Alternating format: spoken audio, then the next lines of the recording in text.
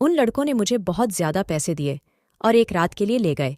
जब पांचों लड़कों ने मेरे जिस्म से अपनी हवस पूरी कर ली तो अचानक उनका छठा दोस्त भी आ गया। मगर वो जैसे ही कमरे में अंदर आया तो उसकी चीखें निकल गईं, क्योंकि हालात इंसान को वह सब करने पर मजबूर कर देते हैं जिसके बारे में उसने कभी सोचा भी नहीं होता, या यूं कहें कि कभी कभी ज़रूरत से ज़्यादा ख्वाहिशें इंसान को ख़त्म कर देती है। और मैं भी ना कभी पूरी होने वाली ख्वाहिशों के सफ़र पर निकल पड़ी ही थी। मैं रात 12 बजे से उस छोटे से कमरे में बिस्तर पर पड़ी हुई थी और एक के बाद एक दूसरे लड़कों ने मुझे नोच डाला था। दर्द अपनी इंतहा पर था, लेकिन यह सब कुछ मैंने अपनी मर्जी से अपनाया था। ना ही मुझे अपने कपड़ों का होश था और ना ही जिस्म में उठने वाली दर्द भरी लहर का। दो ही लड़कों ने मेरा हाल ऐसा कर दिया था कि मेरा सारा तन जख्मी हो गया था। सोचकर ही मेरी आत्मा कांप रही थी कि और भी 3 लड़के मेरे साथ अपनी हवस पूरी करने आने वाले हैं और मुझे पूरी खुशी से उन्हें वक्त देना है। मैंने कभी सोचा भी नहीं था कि मेरी जिंदगी की कोई रात ऐसी भी होगी। यह सब मैं एक भारी कीमत के एवज कर रही थी, इसीलिए पीछे हटने का कोई सवाल ही नहीं था। मेरी जिम्मेदारियां और मेरे घर वालों की ख्वाहिशें मुझे उस रास्ते पर ले आई थीं जहां मैंने एक ही रात में 5 लड़कों के साथ रात गुजारने की हामी भर ली थी। आम हालात में तो किसी लड़की के लिए ऐसा सोचना भी मुमकिन नहीं, लेकिन मैं जिस जगह खड़ेढ़ी थी वहां मुझे यह फैसला करने में ज्यादा वक्त नहीं लगा था। वह सब सेहतमंद और तंदुरुस्त नौजवान थे जिनकी ताकत के आगे मैं कुछ भी नहीं थी। बिस्तर तक आने वाले दोनों नौजवानों ने लम्हों में मुझ पर काबू पाकर मुझे पूरी तरह अपनी हवस का निशाना बना लिया था। यह पहली दफा था जब मुझे किसी मर्द ने छुआ था। दूसरे लड़के के निकलते ही तीसरा लड़का भी कमरे के अंदर चला आया। मैंने एक गहरी सांस बाहर निकाली। मैं थोड़ा वक्त चाहती थी, लेकिन वह कहने लगा कि इतना वक्त नहीं है मेरे पास। बाहर उसके और भी दोस्त इंतजार में बैठे हैं। उसकी बात सुनकर मेरी आंखों से आंसू बह निकले। वह फौरन ही मेरे पास चला आया और मेरे आंसुओं को नज़रअंदाज करता अपनी सिद्धतें मुझ पर बिखेरने लगा। मेरे तन में बर्दाश्त की शक्ति खत्म हो रही थी। मैं बार बार उसे खुद से दूर करने की कोशिश करती, लेकिन वह उतना ही मुझ पर हावी होने लगा। ऐसा लग रहा था जैसे उसे इस खेल में मजा आ रहा हो। मेरे धक्का देने पर वह पहले से भी ज्यादा जोश में मेरे करीब आता, इसलिए अब मैं उसे रोकने की गलती नहीं कर रही थी और खामोशी से खुद पर गुजरने वाली इस कयामत को बर्दाश्त कर रही थी। 1.5 घंटे तक वह अपनी प्यास बुझाता रहा और जाते जाते उसने अपने दांतों के निशान मेरी गर्दन पर छोड़ दिए और कहने लगा कि अगर इसे दोबारा मौका मिला तो वह मेरे साथ दोबारा वक्त जरूर गुजारने आएगा। उसके जाने के बाद मैंने एक निगाह अपने तन पर डाली तो मैं कांप गई। जिस्म का कोई हिस्सा ऐसा नहीं था जहां जख्म मौजूद ना हो। तीसरे नौजवान ने तो हद से ज्यादा मुझ पर जख्म कर मुझे जख्मी कर दिया था। जगह जगह उसके दांतों के निशान पड़ चुके हैं। और फिर बचे उन 2 लड़कों ने भी 1-1 घंटा मुझे इसी तरह अपनी हवस का निशाना बनाए रखा। उन लोगों को मुझ पर जरा भी रहम नहीं आया था, और आता भी क्यों। उन्होंने एक बड़ी रकम के बदले मेरी एक रात खरीदी थी। वह तो अपना अपना हिस्सा वसूल कर रहे थे और यह एक रात मेरी जिंदगी की काली घनी रात बन गई थी। मेरा हाल ऐसा था कि मुझे कुछ होश ही नहीं रहा था। मैं खुद से करवट बदलने के काबिल भी नहीं रही थी। आहिस्ता आहिस्ता तकलीफ से मेरी आंखें बंद होने लगी थीं और तभी ही उन लड़कों ने मुझे बताया कि उनका एक छठा दोस्त भी आ गया है। मुझमें इतनी हिम्मत भी बाकी नहीं बची थी कि मैं उन्हें इनकार कर पाती या इस बात का विरोध कर सकती। जैसे ही छठा लड़का कमरे में दाखिल हुआ और मेरे बिस्तर के करीब आया तो मुझे देखकर उसकी चीखें निकल गईं। उसकी चीखें क्यों निकली, वजह जानकर आपके भी रोंगटे खड़े हो जाएंगे। मेरा नाम मधु है और मेरी उम्र सिर्फ 22 साल थी। मैंने ग्रेजुएशन कर रखी थी, लेकिन आज के दौर में ग्रेजुएशन कुछ भी नहीं होती। लोग बीएड करके भी डिग्रियां हाथों में लिए सड़कों की धूल समेट रहे होते हैं। इस बात का सही तरीके से अंदाज मुझे उस वक्त हुआ जब मैं नौकरी की तलाश के लिए निकली। हर कंपनी के आगे नौजवानों की एक बड़ी सी लाइन लगी होती है जो अपनी बारी के इंतजार में थे। ऐसे में मुझ जैसी लड़की को नौकरी कहाँ मिल सकती थी, जिसके पास ना ही तजुर्बा था और ना ही कोई बड़ी डिग्री। मगर नौकरी ढूंढना मेरी सबसे बड़ी ज़रूरत बन चुकी था, क्योंकि बाबा के स्वर्गवास ने हमारी कमर तोड़ दी थी। बाबा घर में एक अकेले ही कमाने वाले थे और हम 3 बहनें बिन ब्याही घर में मौजूद थीं।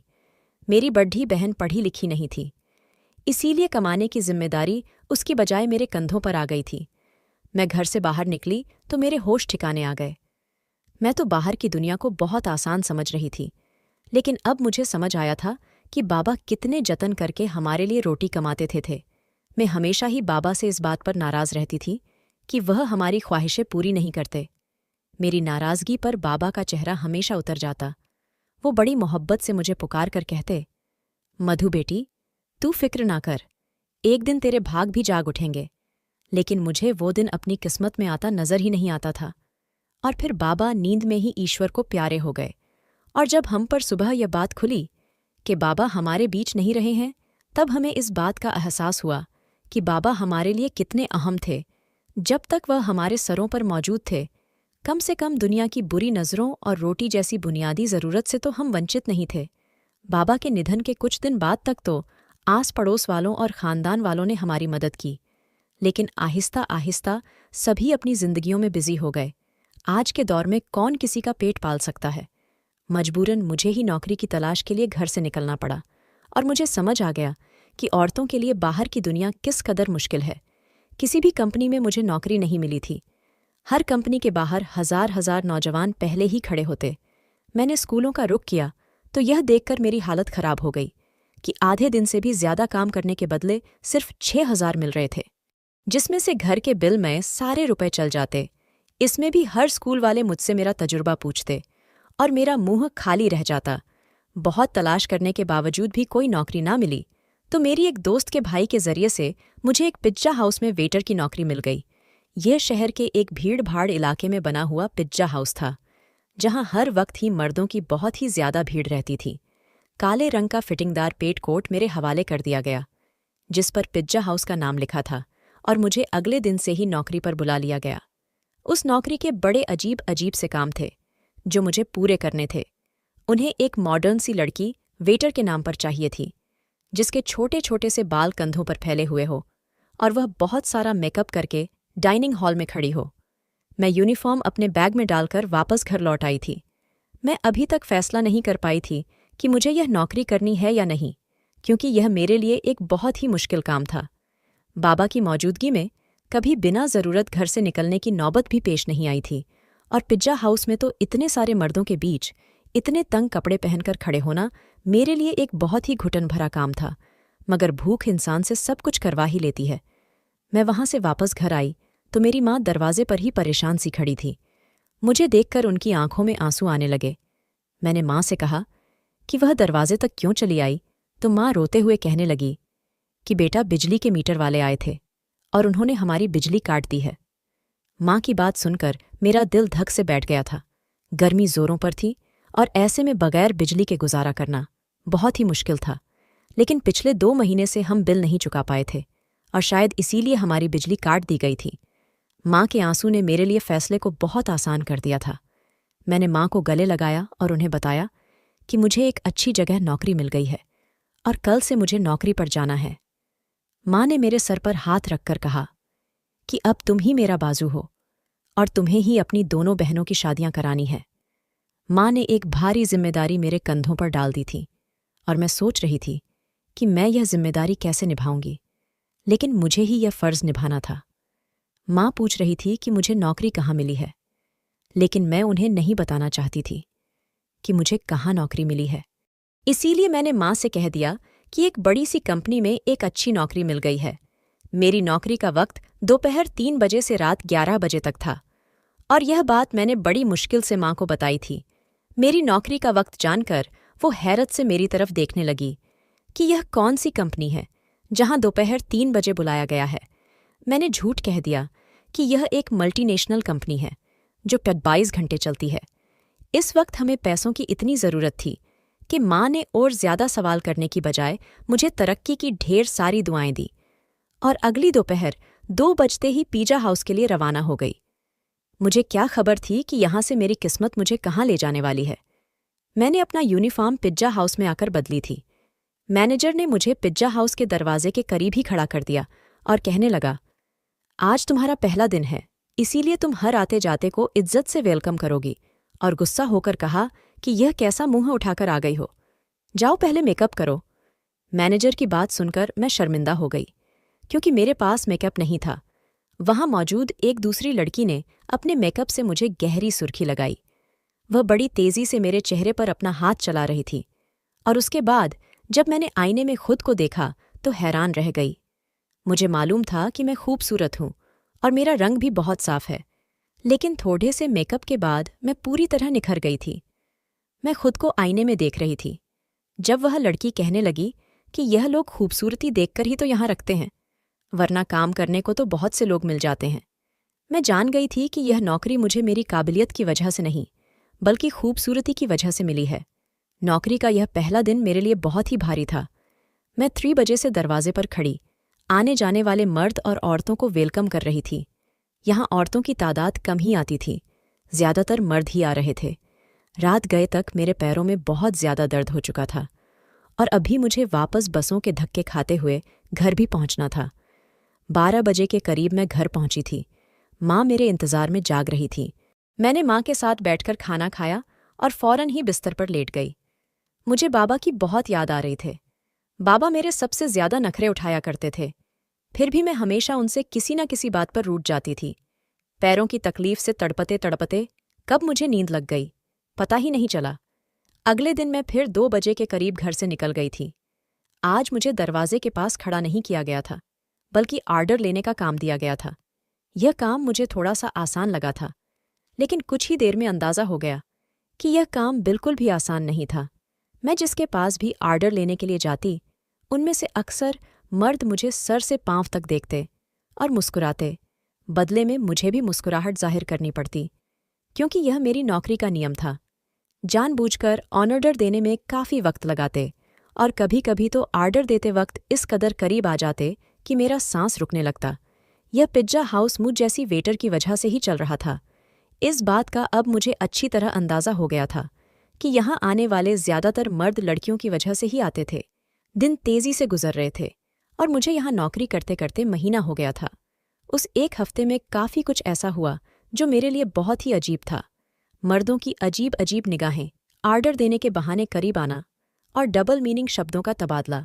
लेकिन उस नौकरी की सबसे अच्छी बात यह थी कि तनख्वाह से हटकर उस 1 महीने में टिप के काफ़ी पैसे जमा हो गए थे।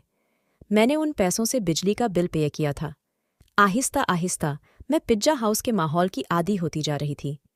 5 लड़के रोज ही शाम के वक्त पिज्जा हाउस आते और सबसे कोने वाली टेबल पर बैठ जाते। वह टेबल मेरे ही हिस्से में थी, और रोजाना मैं ही उनके पास आर्डर लेने के लिए जाती थी। वह पांचों ही 24-25 साल के नौजवान थे, जो मुझे गहरी निगाहों से देखा करते थे। आज भी मैं उनके पास आर्डर लेने के लिए गई तो उनमें से एक पूछने लगा, तुम यहाँ बहुत मजबूरी में नौकरी करती हो ना? मैंने हाँ कह दिया। उसने फौरन ही अपना कार्ड निकालकर मेरे आगे रखा और कहने लगा, तुम बहुत ही शरीफ लड़की लगती हो। अगर कभी किसी मदद की जरूरत पड़े तो याद कर लेना। बिना सोचे समझे ही मैंने वह कार्ड उठाकर अपने कोट की जेब में रख लिया, तो वह मुस्कुरा उठा। उसके बाद यह सिलसिला चल पड़ा। रोज ही मैं उनका आर्डर लेने जाती, और उनमें से कोई ना कोई मुझसे कोई सवाल पूछ लेता। रोजाना होने वाली इस मुलाकात की वजह से हम थोड़े फ्रेंडली से हो गए थे। दूसरा महीना भी पलक झपकते ही गुजर गया था, और फिर माँ ने एक दिन मुझे बताया कि तुम्हारी बड़ी बहन के लिए बहुत अच्छा रिश्ता आया है, और वह लोग जल्दी शादी करना चाहते हैं। माँ की बात सुनकर मैं परेशान हो गई, क्योंकि अभी तो मैंने घर का खर्चा ही अपने कांधे पर उठाया था। शादी की जिम्मेदारी का मैं सोच भी नहीं सकती थी। माँ कहने लगी, तू अपनी कंपनी से लोन ले लो। कितनी बड़ी कंपनी है, ₹1,00,000 भी लोन मिल गया तो तेरी बहन की अच्छे से शादी हो जाएगी। मेरी बड़ी बहन भी 20 साल की हो रही थी, और माँ उसकी तरफ से बहुत परेशान थी। अब मैं माँ को क्या बताती कि मैं तो पिज्जा हाउस पर मामूली सी नौकरी कर रही थी। ₹1,00,000 मुझे कहाँ से मिलते?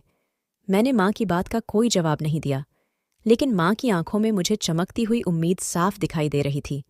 माँ को यकीन था कि मुझे कंपनी से लोन मिल जाएगा, और मैं सोच रही थी कि मेरे झूठ ने मुझे कहाँ फंसा दिया है। अगले दिन मैं नौकरी पर भी सारा वक्त परेशान रही, और यह बात मेरे साथ काम करने वाली लड़की ने नोट कर ली। वह मुझसे कहने लगी कि क्या बात है मधु, आज तुम बहुत ही ज्यादा परेशान लग रही हो। मैंने उसे बता दिया कि बड़ी बहन की शादी करनी है, और मेरे पास बिल्कुल भी पैसे नहीं है। मेरी बात सुनकर वह कहने लगी, तो इतना खर्चा करने की क्या जरूरत है? सादगी से विदा कर दो। उसकी बात सुनकर मैं सोच में पड़ में गई। वह ठीक ही तो कह रही थी। इतना मसला बनाने की जरूरत ही क्या थी। घर आकर मैंने माँ को यही मशवरा दिया कि वह सादगी से बहन की विदाई कर दे। लेकिन मेरी बात सुनकर माँ कहने लगी कि हर किसी को हमारे मसलों की जानकारी नहीं है। लड़के वालों ने पहले ही दहेज के नाम पर एक लंबी लिस्ट थमा दी है, और अगर मैंने खाली हाथ तेरी बहन को विदा कर दिया तो उसके ससुराल वाले सारी जिंदगी उसे बातें सुनाते रहेंगे। माँ की बात सुनकर मुझे गुस्सा आ गया और मैंने कहा कि ऐसी जगह दीदी की शादी करने की जरूरत ही क्या है। मेरी बात सुनकर माँ नाराज हो गई और कहने लगी, ना जाने कैसे कैसे करके तेरी बहन का एक अच्छी जगह से रिश्ता आया है और तू इसमें भी नुक्स निकाल रही है। अगर आज तेरा बाप जिंदा होता तो मुझे तेरी मिन्नत ना करनी पड़ती। वह खुद ही अपनी बेटी के लिए कैसे भी करके रकम जमा कर लेता। माँ की आंखों में आंसू आ गए थे और उनकी बात ने मेरा दिल भी दुखा दिया था। वह ठीक ही कह रही थी। अगर बाबा जिंदा होते तो वह किसी भी तरह पैसे जमा कर ही लेते। मैंने माँ को गले लगा लिया और उनसे वादा कर लिया कि मैं जल्द ही पैसों का इंतजाम कर लूंगी। मैं खुद भी नहीं जानती थी इतने सारे पैसे मुझे कहाँ से मिलेंगे। बाप का साया वाकई औलाद के लिए बहुत बड़ा आशीर्वाद होता है। वह अपनी जान पर खेलकर भी औलाद को जिंदगी के सारे सुख देता है, और मेरे लिए अपने बाप की जगह लेना बहुत ही मुश्किल था। दिन यूं ही परेशानी में गुजर रहे थे। मैंने पिज्जा हाउस के मैनेजर से पैसों की बात की थी, लेकिन मेरी बात सुनकर जिन नज़रों से उन्होंने मुझे देखा था, मैं खुद ही जमीन में गड़ गई थी। वह लड़के अब भी रोज़ाना पिज्जा हाउस आते थे। मैं उनका आर्डर लेने गई तो उनमें से एक कहने लगा, क्या बात है, आज तो आपका चेहरा बिल्कुल ही उतरा हुआ है। उसकी बात सुनकर ना जाने क्यों मेरी आंखों में आंसू आ गए थे। वह बार बार पूछने लगा कि मैं उसे अपनी परेशानी बताऊं। ना चाहते हुए भी मैंने उसे अपना मसला बता दिया था, क्योंकि मुझे भी किसी ऐसे इंसान की तलाश थी जिसके आगे मैं खुलकर अपना दर्द बयान कर सकूं। मेरी बात सुनकर उनके चेहरे पर मुस्कुराहट आ गई और वह कहने लगे कि इतनी छोटी सी बात के लिए आप इस कदर परेशान हैं। हमने आपको अपना कार्ड इसीलिए दिया था कि कोई भी परेशानी हो तो आप हमें याद कर ले। मैं हैरत से उनके चेहरे देखने लगी। मैं यह सोच भी नहीं सकती थी कि वह 5 अजनबी लड़के मुझे पैसे दे सकते हैं, लेकिन उन पांचों ने फौरन ही मुझे लाख रुपयों की ऑफर कर दी। मैं उनकी तरफ देख रही थी। वह कहने लगे, 8 लाख रुपये देना उनके लिए कोई बड़ी बात नहीं है, लेकिन मुझे भी उनके कुछ काम आना होगा। उनकी बात सुनकर मैं ठिठक गई। उन लड़कों को मुझसे क्या काम हो सकता था, यह बात समझने में मुझे ज्यादा देर नहीं लगी थी। मैंने फौरन ही घबराकर कहा कि मैं एक शरीफ घराने से संबंध रखती हूँ और मैं कोई गलत काम नहीं कर सकती। वह हंसकर कहने लगे कि हमने सिर्फ पेशकश की है, कबूल करना ना या ना करना आपकी मर्जी है, लेकिन आज के दौर में 1 लाख आपको कोई भी नहीं देगा, चाहे वह आपका करीबी रिश्तेदार ही क्यों ना हो। बात तो उनकी भी बिल्कुल ठीक थी, लेकिन मैं अपनी इज्जत गिरवी रखकर लाख रुपया हासिल नहीं करना चाहती थी, इसलिए मैंने उन्हें साफ इनकार कर दिया। मैं हालात से पूरी तरह थक चुकी थी और ऐसे ही थकी हारी जब लौटकर घर आई तो मेरी माँ और बहन मेरे इंतजार में थी।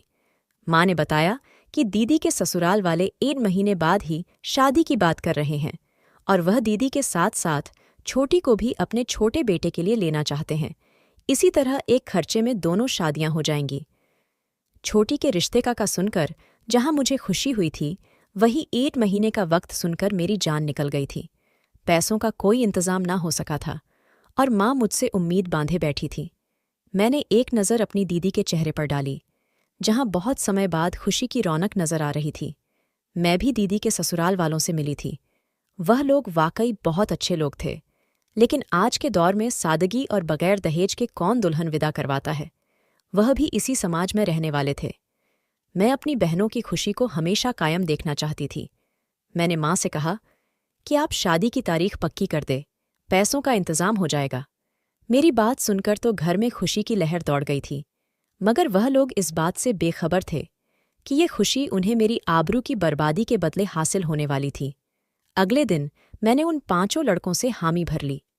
वो मुस्कुराकर कहने लगे कि हम जानते थे कि आप जरूर मान जाएंगी। उन 5 ने एक रात के लिए मुझे अपने साथ ले जाने की बात की थी। मैंने माँ को बता दिया कि साल के आखिर की वजह से कंपनी में काम बहुत ज्यादा है और मुझे एक रात कंपनी में ही गुजारना होगी। कंपनी ने मेरा लोन मंजूर कर लिया है, इसीलिए मैं उनकी बात मानने में मजबूर हूं। लोन पास होने की बात सुनकर माँ इस कदर खुश हो गई कि उन्होंने मुझे रात रुकने की इजाज़त भी दे दी और मैं पिज्जा हाउस से छुट्टी होने के बाद उन 5 लड़कों के साथ चली गई। उन 5 ने मुझे अपनी दरिंदगी का निशाना बना डाला और जब छठा लड़का अंदर आया तो मुझे देखकर उसकी चीखें निकल गई, क्योंकि पूरा बिस्तर खून में भीगा पड़ा था और मैं अपनी जिंदगी की शायद आखिरी सांसें ले रही थी। उसने तुरंत ही मुझे अपने बाजुओं में उठाया और गाड़ी में डालकर एक छोटे से अस्पताल में ले आया, जहां शायद उसका कोई जानने वाला ही डॉक्टर था। कई घंटे आईसीयू में रहने के बाद मेरी हालत कुछ बेहतर हुई, लेकिन मेरा जख्मी तन मेरी बर्बादी की गवाही दे रहा था। वह लड़का उन 5 का ही दोस्त था, लेकिन उसके अंदर इंसानियत अभी बाकी थी और उसे मुझ पर रहम आ गया था, वरना शायद मैं उसी बिस्तर पर दम तोड़ जाती। मैंने माँ को फ़ोन करके बता दिया था कि मेरी कंपनी से छुट्टी नहीं हुई है। उस लड़के ने अस्पताल का सारा खर्चा खुद उठाया था और उसके दोस्तों से वो लाख रुपये लेकर मुझे दिए थे। वह 5 बहुत ही अमीर कारोबारी लोगों के बेटे थे, जो चाहते तो बगैर मुझे बर्बाद किए भी मेरी मदद कर सकते थे। मेरे ठीक होने पर मुझे अस्पताल से छुट्टी मिल गई थी और रकम भी मेरे हाथ आ गई थी, लेकिन अब कुछ भी पहले जैसे नहीं रहा था। उस लड़के ने मुझे अपनी फैक्ट्री में नौकरी की ऑफर दी थी और यकीन दिलाया था कि मैं वहां इज्जत से नौकरी कर सकूंगी। आज मेरी दोनों बहनों की शादी हो गई और मैं उस लड़के की फैक्ट्री में नौकरी कर रही थी। एक बात मैं अच्छी तरह जान गई थी कि आज के इस दौर में बगैर किसी मतलब के मदद करने वाले लोगों की गिनती ना होने के बराबर है। हमेशा नौकरी करने वाली लड़कियों को इज्जत की नज़र से देखें, क्योंकि वह बहुत ही मजबूरी की हालत में अपने घरों से निकलती है, चाहे फिर वह तंग कपड़े पहनकर किसी पिज्जा हाउस के दरवाजे पर ही क्यों न खड़ी हो। दोस्तों, वीडियो कैसा लगा कमेंट करके ज़रूर बताना और हाँ, लाइक, चैनल को सब्सक्राइब ज़रूर करना।